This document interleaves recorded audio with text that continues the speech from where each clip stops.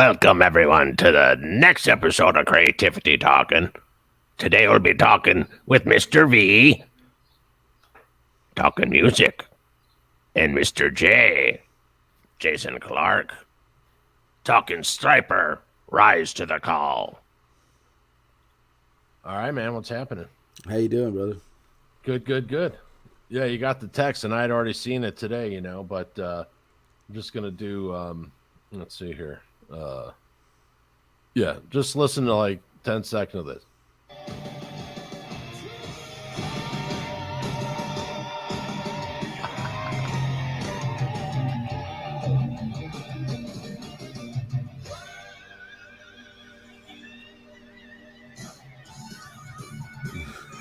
Dude, are you kidding? Right, dude. Are you kidding? Still got it. Holy. Nice, guys. Yeah. Awesome. Totally awesome. Stryper has always been one of my favorite bands, man. Absolutely. And they continue to bring it. And you know what? After COVID and everything, and then, the stuff with Oz and his surgeries, and Michael with his detached retina surgeries and all this stuff, and just keep on getting. They get better and better. They're showing all the youngins how it's done. You know, it's all the old guys that are bringing all the greatest music these days. And we don't mean old, all you guys, you look good. Yeah. Sound great. Yeah.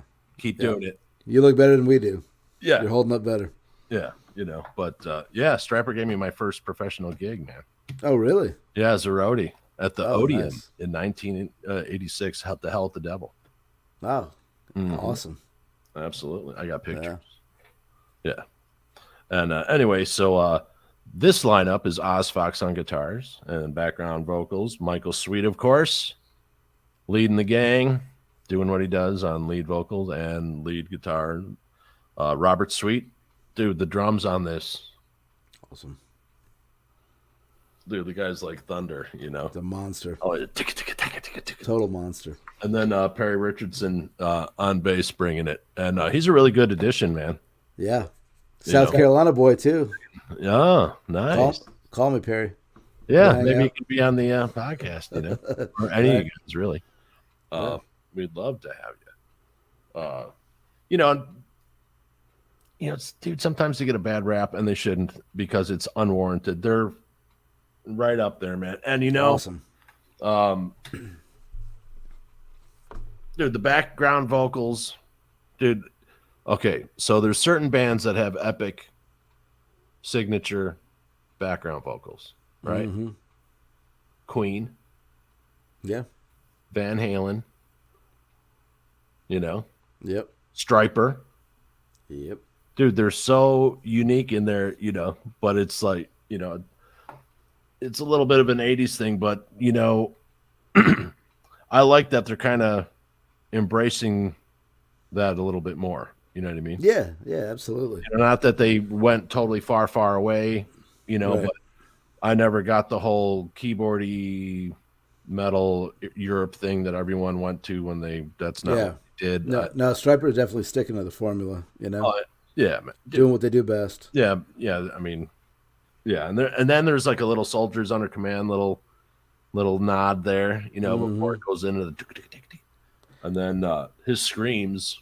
Oh, he's still hitting the high notes, man. Like, it's unbelievable, And most people, when they're older and they're recording new music, they're gonna lessen, and he's just like, nope. He's still got it. Give me the microphone. And the guitars, man, the tone, it was just vicious, Yeah, and it's kind of got like a Judas Priest, an older Priest, between the two guitars going on this one. Yeah, it's definitely. They're always just Oz and Michael together are killer guitar duo. Like it, Yep. And he produces a lot. Michael does, and so one of the things he wanted to do, he wanted to produce a Van Halen album, and dude, it would have been so cool if he would have been able to do that. Yeah. You know what I mean? He's one of the hardest working guys in rock and roll these days too. It's amazing how many projects he's got going. He's got the new Iconic record out with Joe Hoekstra. Which is also great. We'll be reviewing that. Yeah. And the thing with Tracy Guns, and I mean, he's amazing. You know, he's like and Sweet and Lynch, and yeah, he doesn't get tired out, man. I don't know how he does it. it's Lynch is there's a handful of guys that are doing that. Yep, I love it. He's a working musician. Absolutely. And a lot of these guys who are having the multiple bands now, they love playing. I mean, that's what they do. Yeah, absolutely. So it's, I wonder, like coming, because they've been around so long. So when they travel to different countries and stuff, I'm sure there's some points where they're playing in front of massive crowds. Yeah. They play in front of big crowds, large crowds now. Yeah. But you know what I mean? I wonder how that is. Is it more comfortable to play the lesser? Not to play, everyone, of course, would love to play a stadium. Yeah. Or, open air fest. Mm-hmm. But, I mean, I would think for bands cool from our. To play like theaters and, you know what I mean? Just for themselves. Right. I would think, bands from our era, obviously the 80s, they've done it all. I would imagine that probably each one has its own, charm kind of thing. Of course. They probably like them both, Right. Just seems that, because Stryper's very like fan focused. Yeah. You know what I mean? So, I don't know. I've seen them, in a bunch of different type of venues. Yeah. Yeah, I have too. I've seen him at M3 a couple times. And then actually, I'm here in Greenville, South Carolina. And, a few years ago we had, sadly, it's no longer. It was a good little club. It didn't last long, but a club called the Firmament. And I saw them. They opened the history tour here in Greenville. And I was there for the show, and it was amazing, Oh, totally. Yeah. And I mean, they, between, Stryper and Michael Sweet, solo stuff, I mean, they're always around. It's like, dude, you want to see Stryper? Okay, well, in 6 months, you know what I mean? They're going to be there. They're coming. What I mean? There's certain bands, that's what they do. They play, right. They're musicians. Mm-hmm. I do and I don't get, people who do, like, of course, if the Rolling Stones, it's different because you're 90. But, I was always weird that, musicians would like strive for years and then they'd make it big. They'd tour for like 6 months or a year. Mm-hmm. And then you wouldn't see them for 7 years. Yeah, they would do those like album cycles. That was more of like an 80s thing, I think. I'm not really sure how the business is these days. I know everything's a little weird. And at a time when people aren't necessarily rushing out to buy music.